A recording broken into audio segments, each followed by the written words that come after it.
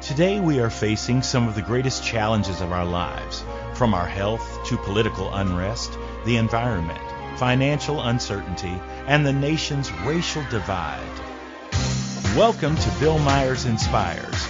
My idea for this show was to invite guests and get the conversation started, to take a deep dive into the issues that impact our world with an eye to exploring solutions.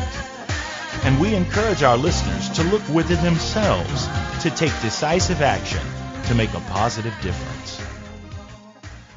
Welcome to Bill Myers Inspires. I'm your host, Bill Myers. And boy, I'm very excited for today's show because today's show, let me tell you the story behind the story. So today's show was a direct referral from a previous guest that I had on here, Marquette Shepard. And so she introduced me to our guest today, and I'm just excited when it works like that. You know, it just extends the sense of community, and that really excites me. So today's topic is Black women and self-care with my guest today, Dr. Janus Adams. Black women in self-care with Emmy Award-winning journalist, historian, and author Dr. Janus Adams is a powerful journey into healing through history. Janus, throughout her life as a Black woman, has used the traumas and ills of her personal experience, along with her investigations into history as a journalist, to discover the patterns of the past, which not only impact and inform the present, but can serve to empower, heal, and transform the future for Black women. Now, let me tell you a little bit more about Miss Janus. Emmy Award-winning journalist, historian, entrepreneur, keynote speaker, and best-selling author of 11 books, Dr. Janus Adams is the host of public radio's The Janus Adams Show and podcast. A frequent on-air guest, she has appeared on ABC, BET, CBS, CNN, Fox News, NBC's The Today Show, and NPR's All Things Considered. With more than 500 articles, essays, and columns to her credit, her work has been featured in Essence and Ms. magazines, the New York Times, Newsday, USA Today, and the Washington Post. Her syndicated column ran in the Hearst newspapers for 16 years. Her commentary has been broadcast on CBS and NPR and published in the Huffington Post. Her book, Glory Days, 365 Inspired Moments in African American History, was licensed by McDonald's and reached more than 3 million readers. A pioneer of issue-oriented African American and women's programming, she has hosted her own radio and television talk shows for more than 10 years. Her series, Milestones in African American Business History, ran on public radio's Marketplace. Her 19-hour International Women's Day marathon broadcasts brought her to NPR, where she became the network's first National Arts Correspondent and opened the New York News Bureau. Woo-wee! And that's just the warm-up round, but I'm going to stop there. Please help me welcome my special guest today, Dr. Janus Adams. Janus, welcome to the show, my dear. Oh, my goodness. Thank you so much for having me. Yeah, it is so much a pleasure. I know right before we started the show, my producer, Christine, she had mentioned that, Bill is a pro. And I thought, well, once she reads this bio, she'll understand that, no, I'm a student today because you are truly a master at this game. So it is truly an honor to have you here. And I'll try not to embarrass myself. So. Oh, my goodness. Two troopers at it. Here we go. Here we go. So Janus, I truly am. I don't want to stay in the sort of rolling around on the floor in the love fest, but it really is an honor. And when I look at your background and listen to these credentials, and having had the benefit of a conversation with you prior, I really am honored, and I would like for you to sort of set this up, because our topic today being Black women and self-care is something I've never been a Black woman, and I'm not saying that as a, for a cheap joke, but I do put myself in the learners category in this particular way. So I know that journey begins early on and then walks you through probably the pathway of your life as you have walked it. So I would just ask that you sort of get us started in that on that journey, and then we'll probably that'll probably take up most of our first segment, and then we'll dive a little bit deeper into the second in our Well, second segment. So. well, thank you, Bill. So much of what we talk about in this case as a Black woman and self-care begins obviously with being Black people and self-care. And this being Mental Health Awareness Month, it is a notable topic, especially because for so long we have not allowed ourselves or been allowed to just feel the basic human emotions that anybody else would know that they were going to feel, given the history to which we have been subjected. Mm. So we, as a people, we've been denied not only our humanity, but even in the aftermath. For survival, many of us have not taken the time to give ourselves permission to actually grieve for so much that we have experienced, whether men or women. In this particular case, though, when we talk about women and self-care, I'm looking at it in that historic context and what that means to us today. This past Sunday, an op-ed of mine ran in Maria Shriver's newspaper. It was called An Open Letter to Breonna Taylor's Mother and Other Mothers of Loss on this Mother's Day. And in a country where on average one Black unarmed person is being killed per week right now, we've got a lot of mothers of loss. We have a lot of fathers of loss. And, those of us who are fortunate enough, and I say that with great trepidation, because who knows when or if, we hope not, our names will be called for this unwarranted and unwanted fellowship. But we are, it is the struggle of how do we deal with keeping on? How do we deal with learning to breathe again? How do we give the proper exhalation? How do we just each and every day get up remembering that no matter the, I'm going to say it, the depravity of our society with its racial extremism, no matter the fact that this is year 402 in terms of this sojourn, we still have to remember that every day is cosmically a gift, and make it so in our own lives and space. And so when I speak of the self-care, I am speaking of the need for all of us to be, in a certain way, quite selfish for the good of us all. That's very interesting, Janus. When you touched on the regularity and the frequency of the killing of Black people in America. And there was a show that I did some time ago, which was a direct result of that. I was watching the television, and in the middle of the afternoon, and I was watching another killing and within just a few moments, I felt like this dark cloud descend on me, and it was descending with lightning speed. And it literally rendered me motionless, silent, and I recognized that it was sort of a level of a depression that just kind of came in like a semi truck. And I realized that I needed to do anything I could do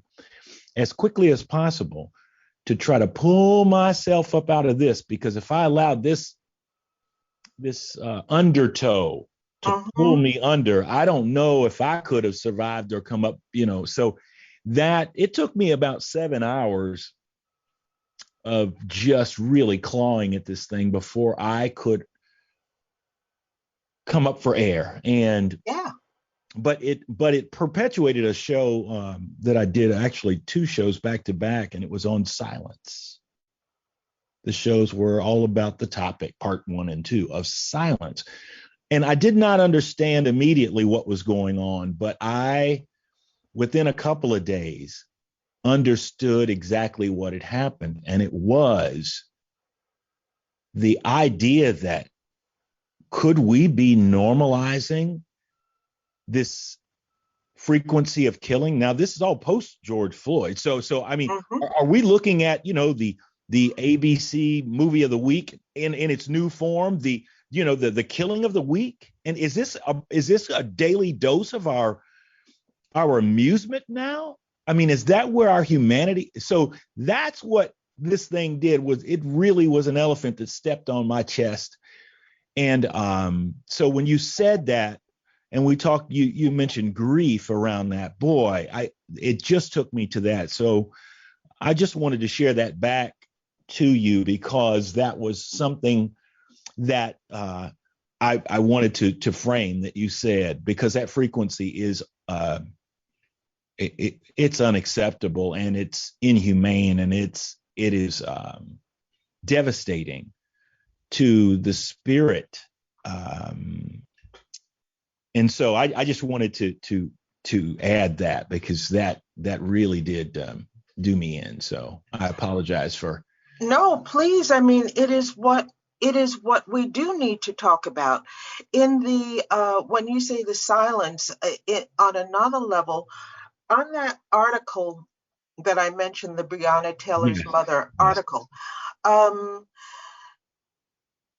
it was prompted by a question that a friend had asked. She said, "What would you tell Breonna Taylor's mother, knowing what you know about history, et cetera, what would you tell Breonna Taylor's mother on Mother's Day?" And when she asked that question, I literally was stumped, because thankfully my daughters, my grandchildren, my children, my grandchildren are alive, thankfully.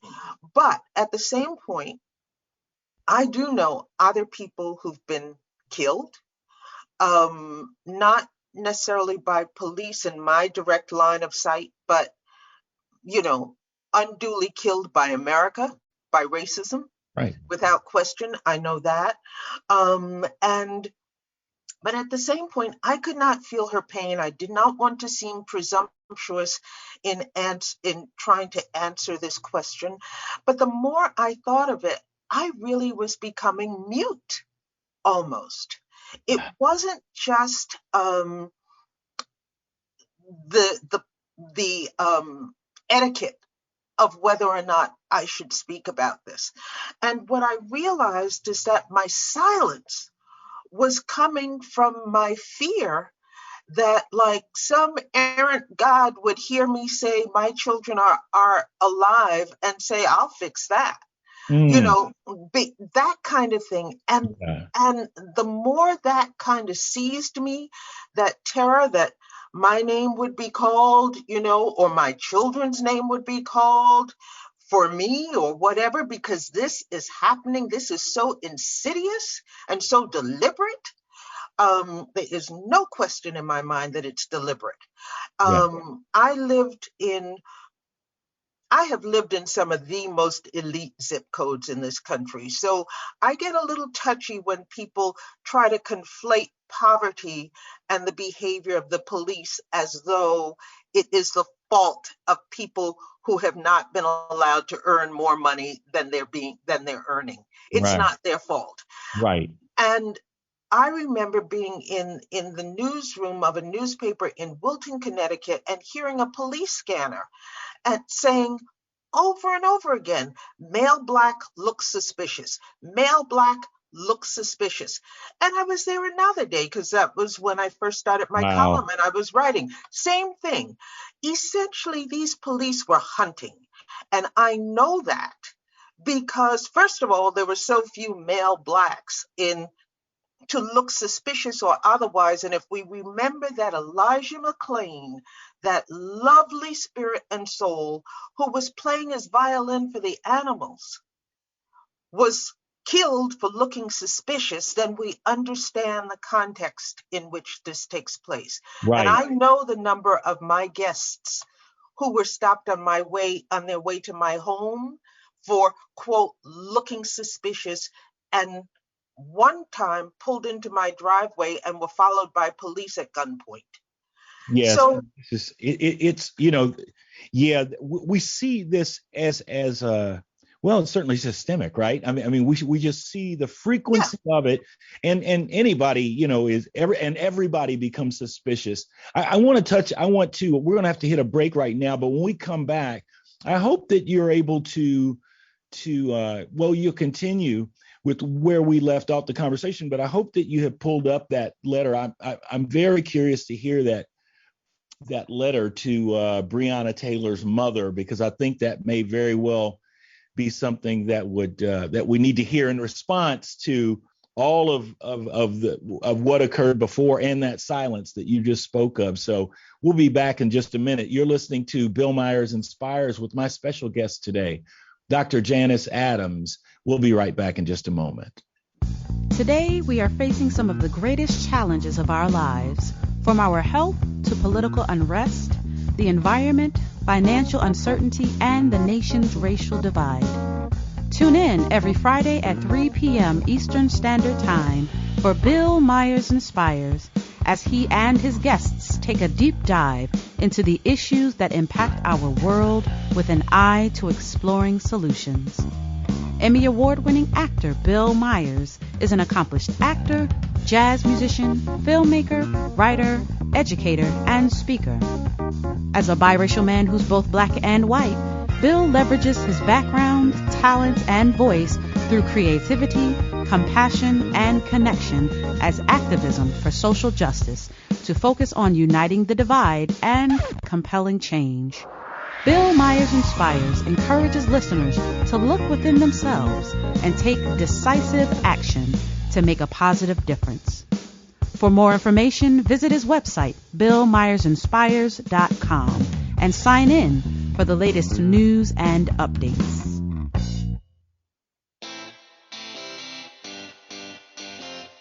Are you a subject matter expert? Are you here to share your expertise with an audience waiting to hear from you in only the way you can deliver? Are you ready to have your voice amplified across the airwaves? Inspired Choices Network has a global radio platform streaming to millions of people across the world. Professionally produced and supported by an accomplished team every step of the way, you can broadcast from anywhere in the world, knowing your voice matters, and we ensure it is delivered with ease and efficiency. Eager to hear your message, the world awaits. Contact us today to become an Inspired Choices Network radio host. Email becomeahost@inspiredchoicesnetwork.com.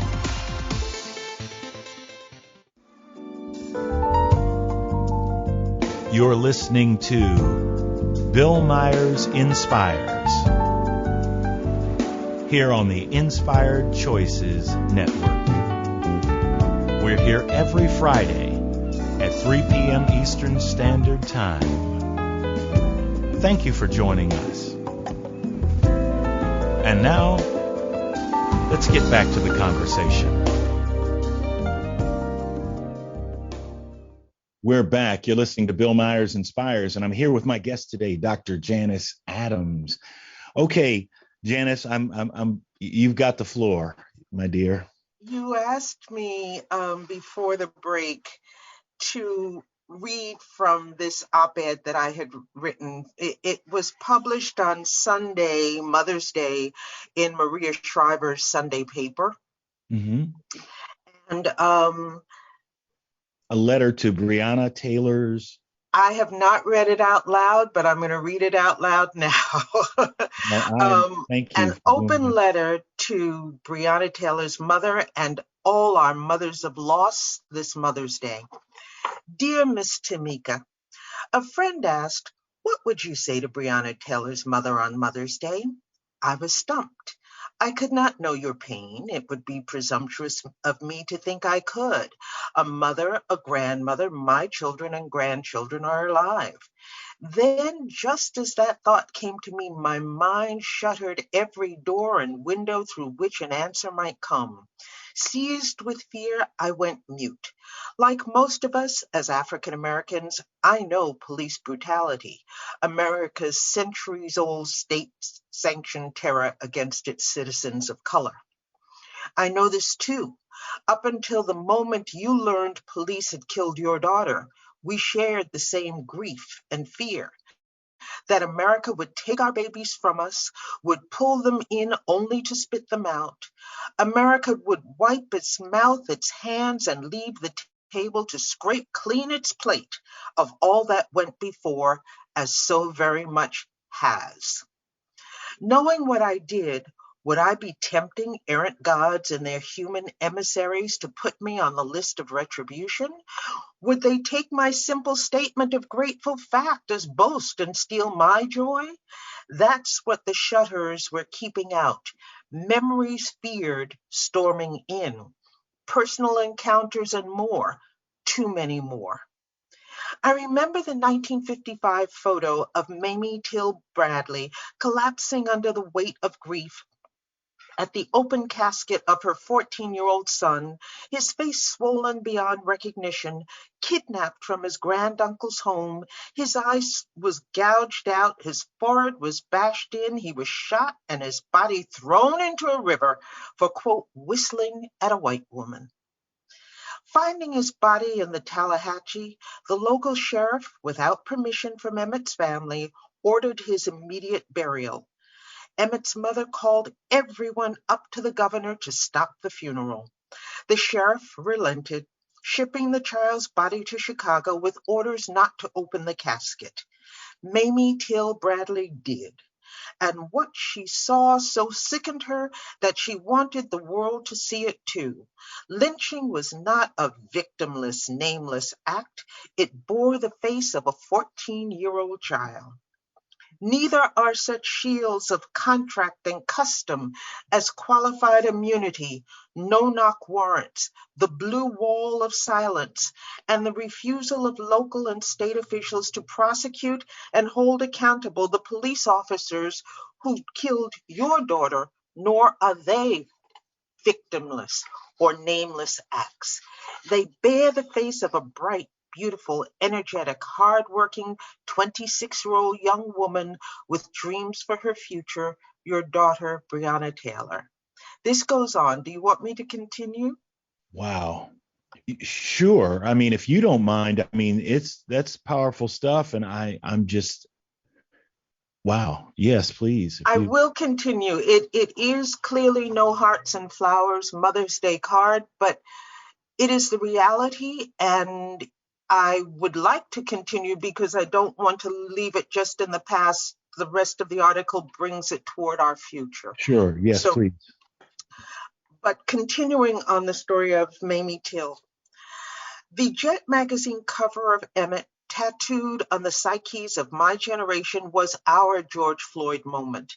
George Floyd's primal scream calling for his mother did not reach the 4 officers involved in his killing, but it was heard worldwide. Mothers, fathers, daughters, sons in cities and towns all across the globe rallied to George's call. For centuries of legalized political, social, economic, and physical brutality designed to keep Blacks in our place and exploited, people had accepted the official American take on the story. A fiction is seen through the eyes of the perpetrators of the terror, not through the lives of the terrorized. It was a story that banked on economic and political assets to cover moral deficits. Some, aware of the reality, glorified it. Dare we forget that in the build-up to their final solution, Nazi Germany took its inspiration from America to determine its laws and actions? And I deliberately hyperlinked that, should anybody question me on it. With Emmett, the world began asking questions. With your daughter and George Floyd, such questions were answered. Attempts to bury Emmett's murder then was our Breonna Taylor reality check now. With every such official expression of racism and violence, the public is encouraged to tease out the guilt of the victim, not the contributing politics of our justice systems. Louisville, Kentucky's mistreatment of your daughter's case stated unequivocally, you can come home from work, watch TV in bed, have your door stormed, be killed, have the system protect your killers without trial, and still, 14 months later, see not one officer charged. This even as police killings of demonstrators and supporters have continued.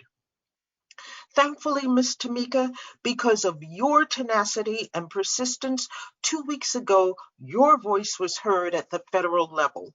Attorney General Merrick Garland announced the Department of Justice's decision to open a, quote, pattern of practice investigation, end quote, into the Louisville Government and Police Department to assess all types of force used by LMPD officers, including use of force in individuals engaged in activities protected by the First Amendment, as indeed some First Amendment demonstrators have been very much attacked by police. In this reality check, I knew what I needed to say to you. Thank you, Tamika Palmer, Miss Tamika. Thank you for not succumbing to grief, no matter how deep your pain. Thank you for making your story known, no matter how badly you may ache for privacy. Thank you for holding the system to account, knowing as we await the outcome, the struggle and your oversight must go on. Thank you for keeping your daughter's name in our sight for the sake of lesser-known Black women victims of police killings and misconduct. Hashtag say her name. Thank you for telling us that Breonna was one of a kind and one among peers, that she is all our daughters and all our sons. Thank you for loving your daughter enough to protect mine in the only way we have come to know how, by keeping our own counsel, no matter what the powers that be would use their power to do and not do. And thank you for taking your unwanted place with grace, determination, and dutiful rage. Link in an unbroken chain, sister of sorrow from 1619 to Mamie Till Bradley to tomorrow, for we know more will come. And thank you for the opportunity to come to my own reality check. For as I write this letter to you, I know the question isn't what will I say? It's what must I do? Throughout the Caribbean, possibly other regions too, there are traditional ring games where a ring or circle is formed. As the players chant a rhyme and clap in time, someone is called into the ring, never knowing who will be next. One such game says, "Come in and show me your motion." Whatever you can do is your contribution to the game, is showing your motion. A casual observer watching the center player might miss the role of the ring, might not understand its role in keeping the game going and cheering each other on. Just one among growing numbers of fathers, mothers, families, friends, caring fellow human beings who do not know when or if, but fear that we too may be called into the circle. I know I must be mindful of things often taken for granted. I remind myself to watch my language. Be careful when the words black and white. Be careful of the words black and white, when black is used for all things negative and white for purity and innocence. Rethink how words mask truths. You don't import people like cheese or olive oil, as they said of the slave trade. Africans were kidnapped. The American slave, human trafficking. Africans were not born slaves. They were enslaved at birth. Enslaved people and their descendants are not inanimate objects, nothing. We are people. We are, like Brianna, someone's child. Reject denial. The issue isn't imposing 21st century ideas on 18th century life. What 21st century people are demanding is that we remember that while some 18th century people believed in enslaving others, other 18th century people, notably those enslaved, did not. Reject policies enacted in the name of religion to cover up the trampling of fundamental human rights. There is not a religion in the world that does not have at its core, do unto others as you would have others do unto you. Hold police accountable by holding us all accountable for how we raise, train, and hire police officers. Training does not stop police brutality. Screening people with pre-existing racist tendencies does. Listen, learn, respect everyone. When I write and speak about such things as these, I'm always asked to offer a message of hope. I'm reluctant, not because I don't believe in hope. Who doesn't need hope? But because the ask skips a step.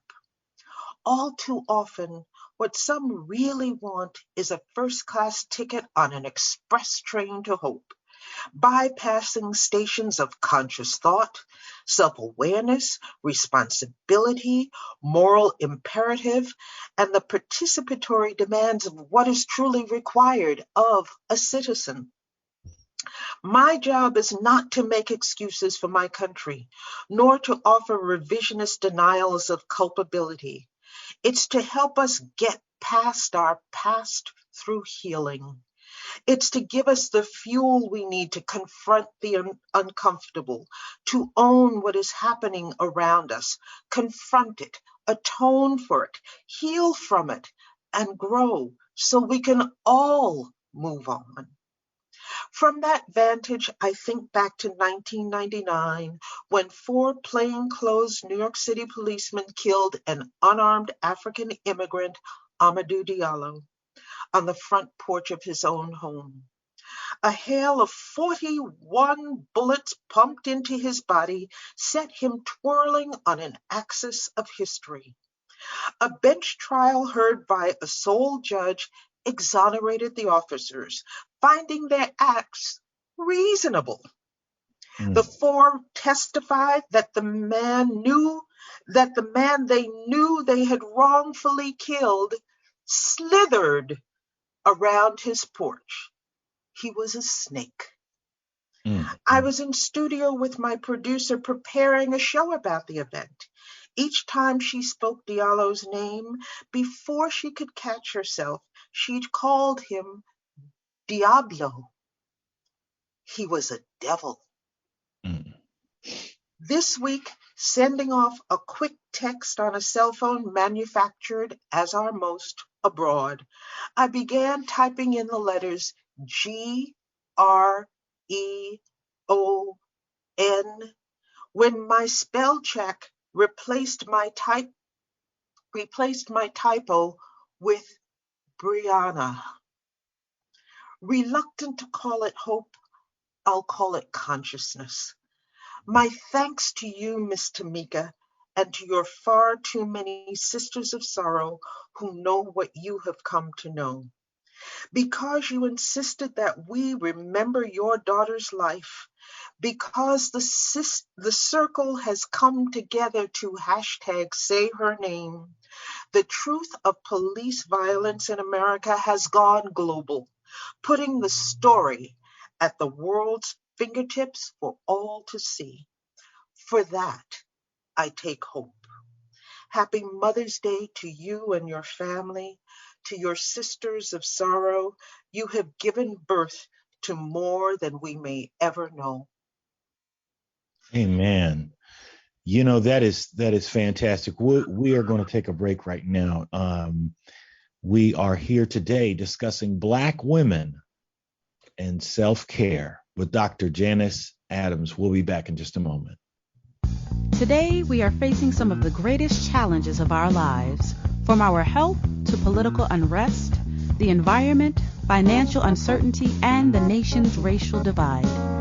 Tune in every Friday at 3 p.m. Eastern Standard Time for Bill Myers Inspires, as he and his guests take a deep dive into the issues that impact our world with an eye to exploring solutions. Emmy Award-winning actor Bill Myers is an accomplished actor, jazz musician, filmmaker, writer, educator, and speaker. As a biracial man who's both black and white, Bill leverages his background, talent, and voice through creativity, compassion, and connection as activism for social justice to focus on uniting the divide and compelling change. Bill Myers Inspires encourages listeners to look within themselves and take decisive action to make a positive difference. For more information, visit his website, BillMyersInspires.com, and sign in for the latest news and updates.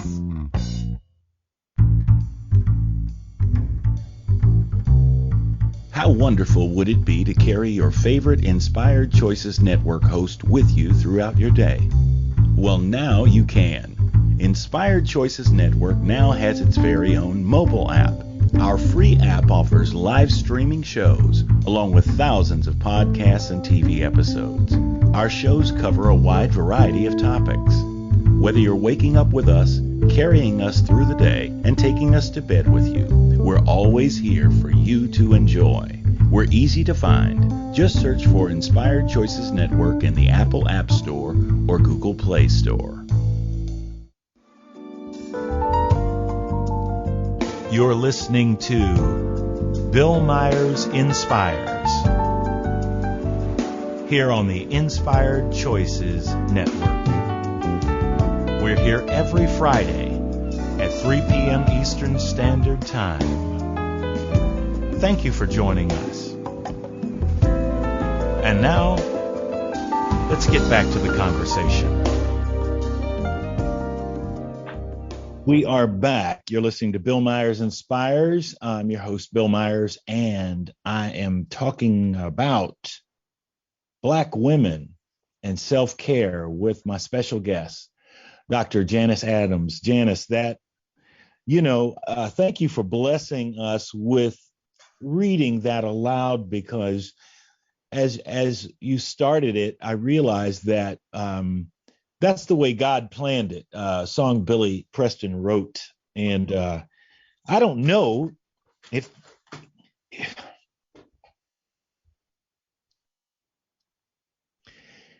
there could be anything better than sharing that letter as we're discussing Black women and self-care. So I want to thank you for that article, and I'm sure it blessed everyone's ears who heard that, and hopefully others that read it on Maria Shriver's publication. So now we will take it from there. But again, I can't thank you enough. That was awesome. really powerful. And again, as just in our subtitle for the show today, as we talked about history and healing, and that letter, it was every bit the title, the subtitle, and so it was just like, wow, that's the centerpiece of the show today. I didn't know it, and I don't think you did either, but I think that is really a wonderful thing, and I'm glad that we took the time to frame out and allow that to be heard, because I think that, again, it wasn't just for my listening, but I think for others to really be able to hear that, because there will be folks who don't come across Maria Shriver's publication, and maybe they'll catch it here, and maybe they'll tell somebody. But what a blessing that was. So anyway, so now carry on, my dear, carry on. Thank you for the opportunity to read it. I didn't know I was going to read it. I have not it just ran Sunday, and I had not, except in my own, reading of it to write it, had not read it out loud. And so thank you for a double reason also, because not only to be able to present it, but because when you asked me to read it, what I was about to say was that the fear that I too could be touched by this had made me silent. And then I realized, after really thinking about the place to which I had gone, which is much like what you were talking about before, about that 7-hour journey into perhaps things you did not want to remember. I know that was my case. That I then realized that fear, that silencing by fear, is what racism and sexism are for. And that if I allowed myself to go silent on that piece of all pieces, I had let them win. Yeah, absolutely. And King talked about that when he talked about, when you're silent about things that matter most, things that matter the most, So yeah, and it takes great courage to wade through that. I mean, as you were sitting there, I'm glad she's reading it, not me. I mean, it would take me a while to get through that. So thank you so much. And like I said, what a blessing that is for everyone else. So we are going to continue on this path here from this place. And I think that you have some other information and activities, because what I'm going to do is I think we're going to skip our next break and just kind of use the next 10 minutes or 8 minutes or so and just stay with it. So I know that you had mentioned to me that you have, go ahead. I'm sorry. No, I just said, oh. Yeah. No, it's all good. It's all good. And so I think that you had mentioned to me that you have a book club. And again, I'm bringing up these things because I think they are also from addressing, Black women and self-care. And I think that sharing stories and creating dialogues is a powerful part of healing, because silence will not work. It will not work. It will not work. No. So it must be shared. It must be shared. And so I know that you had mentioned to me that you started, or you have a book club. Certainly you could have a book club just reading all your books. I mean, you've written a library. So I mean, anyway, I'm still upset because I haven't written one yet. So we'll talk about how to get me we'll talk about that. Home. Yeah. Well, this book club, actually, this is my work copy. So it's very thumbed and tabbed and everything else. But I have written 3 books in this series, the 365 Inspired Moments series. This particular one, Sister Days, is 365 Inspired Moments in African American women's history. I wrote one that was a general extended history. And that was called Glory Days. Then I wrote one on the extended civil rights era called Freedom Days. And then the third one in the series has been devoted to African American women. And it was inspired by a quote from Septima Clark when I was writing the book on the civil rights era. The woman who's called the mother consciousness, is what she's called. And she is one of the people who actually trained not only Rosa Parks, but Dr. King at the Highlander Institute, a Black woman. And she said that were it not for Black women, the movement would not have happened. And and she's actually correct. And when you look at the way the history of the movement is taught, it is very male dominated. I mean, of course, we're supposed to talk about Dr. King, John Lewis, Stokely Carmichael, but how many know the name Diane Nash? You know, how many know Kathleen Cleaver in her earlier incarnation before she was married to Eldridge Cleaver and a member of the Panthers?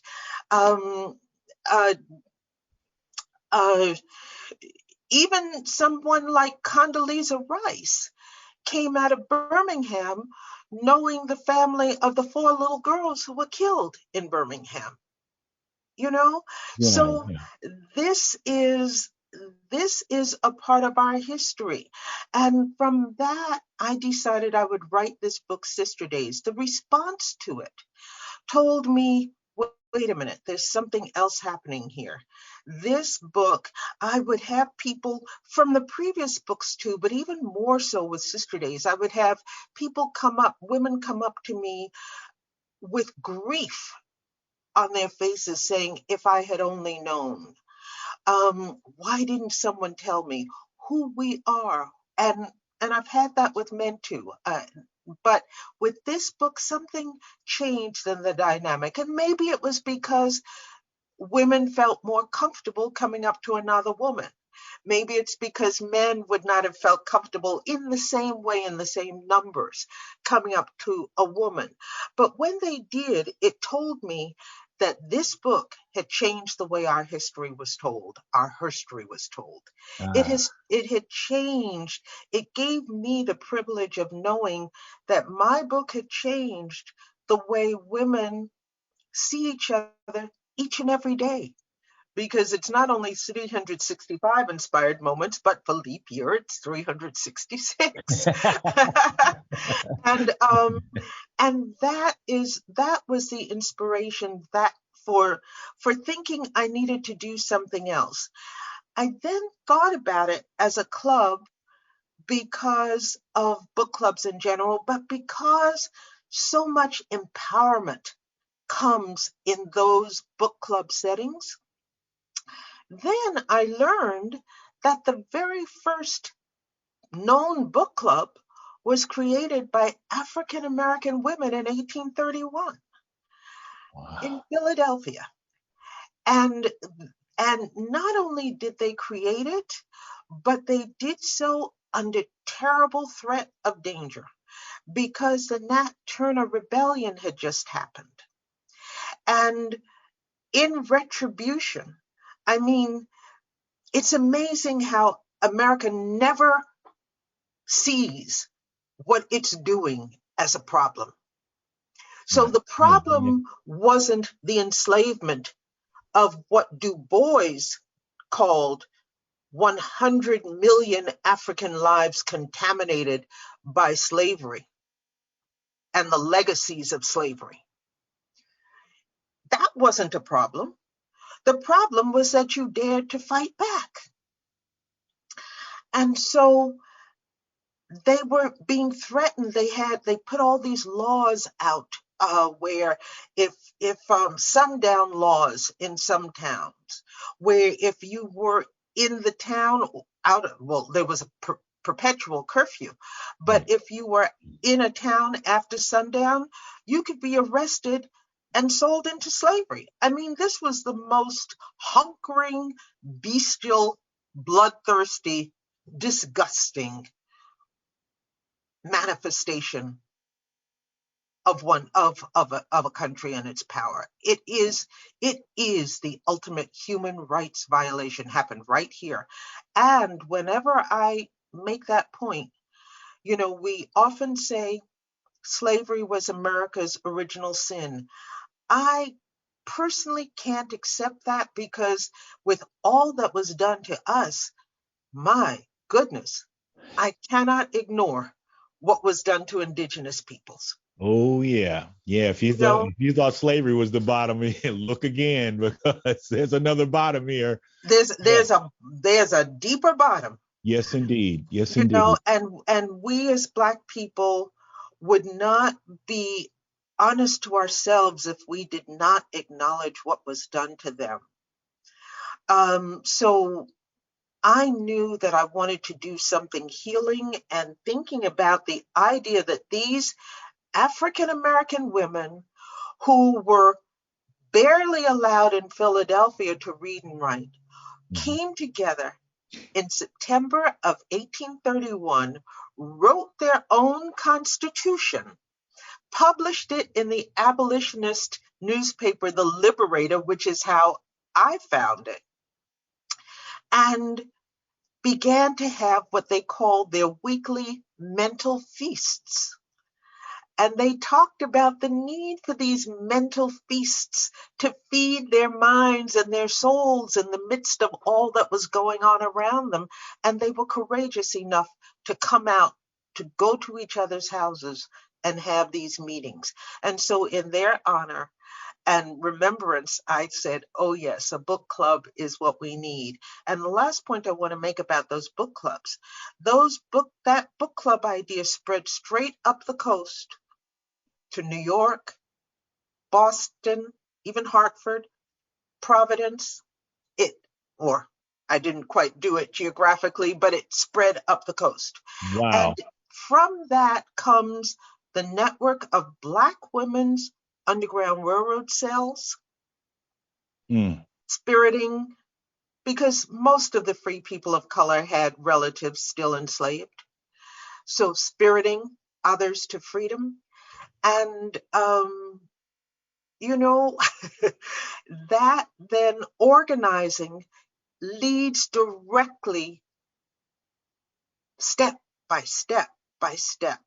We would not have Michelle Obama, Stacey Abrams, and Kamala Harris were it not for what those women did in September 1831 and how it has kept going. That is amazing. Janus, you are remarkable, my dear. I'm going to have you back again, and I'm going to come and visit you on your turf. Yes, sometime soon. We're going to do that. We're going, and so may I say one quick thing before we go? Yeah. You mentioned that you're a musician. I am. What's your instrument? I play the bass. Oh, I was raised as a pianist, and my husband was a musician. Yeah, we got like the Jackson 5. You got an idea stirring in your head right now. I can see it. I can see the wheels spinning.